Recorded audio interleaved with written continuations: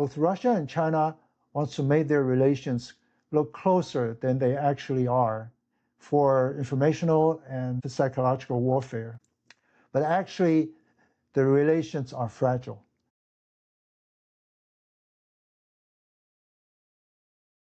It's a three-way world. Today we have two superpowers, United States and China, and Russia is fresh off the superpower status, but has tremendous ambition and drive to get back on that status, which represents a tremendous amount of energy and formidable force to be reckoned with. And it's not going to be a three-way geopolitical struggle because that's not the best way to win. It's going to be 2-on-1. So you don't want to be on the side alone by yourself. You want to be on the side as the two. So you have 2-on-1 advantage. And Richard Nixon and Henry Kissinger understood that. So shortly after China and Russia broke off their relationship, they went to Beijing to put United States and China on the path to normalize relationship. And eventually, the United States won the Cold War and Soviet Union collapsed. But today's US leaders don't seem to understand that. There are things that one country can do to another that are considered nasty, that will make the country feel indignant because what is done is beyond the pale. It's totally unexpected. That shows that country has no limits in what it will do to other country. That will diminish that country, the trust in that country around the world, including the allies. Examples are if one country nukes another country, in most circumstances, that's considered nasty. Or the upstream country shuts off the dam, so the downstream country and there's no water in the major river that could cause major problems such as famine and drought. Or one country can sanction another country and freeze its asset, which only US has the capability of doing. Because after World War II, US volunteers to provide the world a facility to transact. US let the world use its currency as a medium and use its SWIFT system to settle payment. Over time, the world has come to trust and rely on the US for their financial lives, which is existential. And yet, in 2022, after Russia invaded Ukraine, Joe Biden froze Russian assets, $300 billion. That's on top of the layers of sanctions that Russia is already under. Joe Biden is not the only president that did something nasty.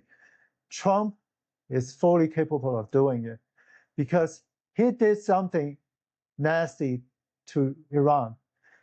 He brought up Pearl Harbor in a friendly setting with Japanese Prime Minister.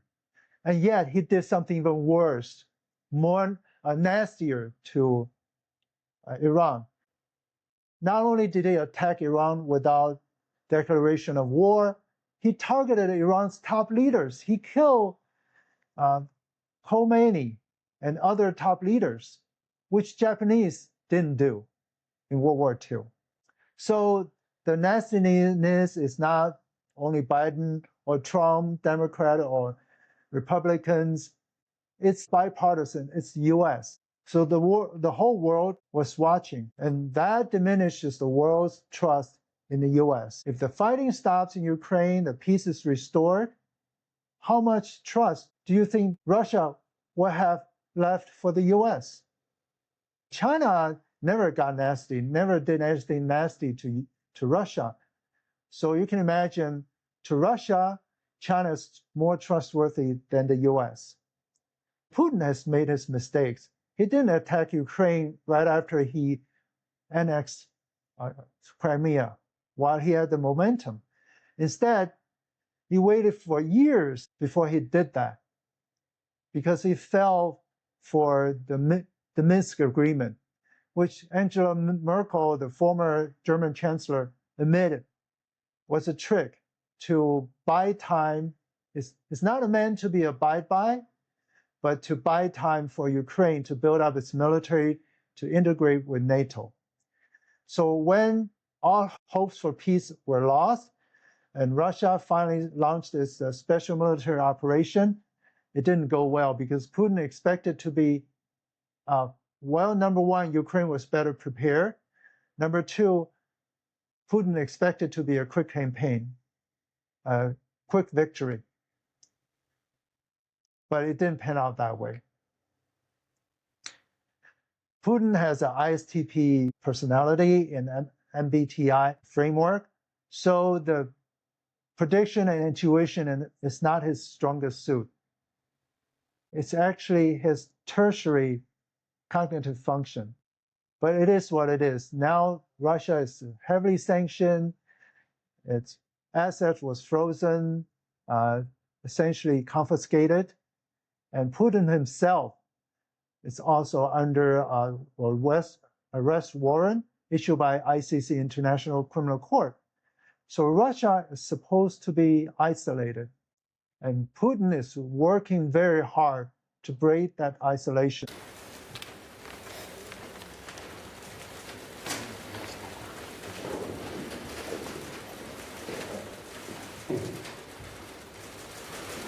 Putin has just hosted Myanmar president in Moscow. Both countries signed an energy supply deal, and Russia will build a nuclear power plant for Myanmar. Myanmar is a poorest country in Southeast Asia. It's a small, war-torn country. And even a country like that, Russia will not miss as an opportunity to forge new relations.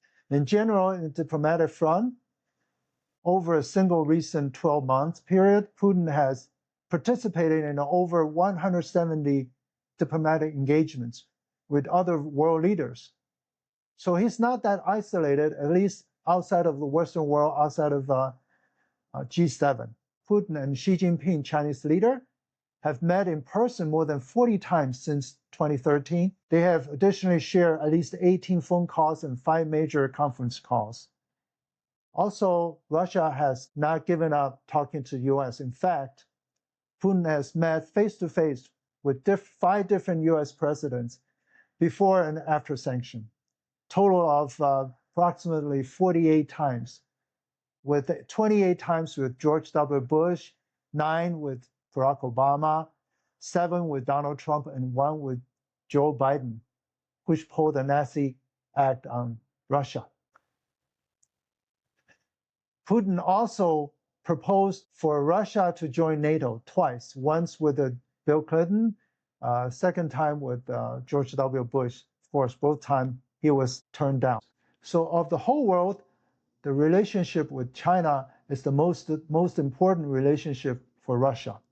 China is by far Russia's the biggest trading partner. China sells Russia industrial machines, consumer goods, cars, electronics, and dual-use goods. China's being very careful not to sell Russia military use. China doesn't want to be sanctioned in a secondary sanction for Russia. China and Russia conduct joint naval patrols around Japan, also flyovers in that area. And China and Russia's armies also conducted joint exercises in northern China or in Russian Far East alternately. The two countries call their relationship a comprehensive strategic partnership with no limits. Both Russia and China want to make their relations look closer than they actually are for informational and psychological warfare. But actually, the relations are fragile. There are areas their respective military interests may clash, like Central Asia or Africa or Arctic. Russia can only be a junior partner to China and never be equal. No amount of great power propaganda can, from either side, can hide the fact that Russia needs China more than China needs Russia. And Moscow is also not too happy about perceived Chinese inroads in what Kremlin defines as its spheres of influence, such as Central Asia and the Arctic. Both countries have focused on ironing out easier issues such as border and non-aggression and institution and legal framework, but they had not pushed for deeper military integration. From a geopolitical perspective, the centers of gravity of the two nations are misaligned. Russia focuses on NATO border, while China focuses on Asia Pacific. A key factor is that both Moscow and Beijing are too independent to enter into an alliance that will encroach their sovereignty and impose self-restraint. Let's just say Russia and China are not going to fight each other's wars anytime soon. So the relations between China and Russia are transactional and short-term. That is a weakness that the US can capitalize on to improve relations with Russia, to pull Russia from China to his side, to have a world that is 2-on-1, US, Russia versus China. And culturally, Russia is closer to the West than to China.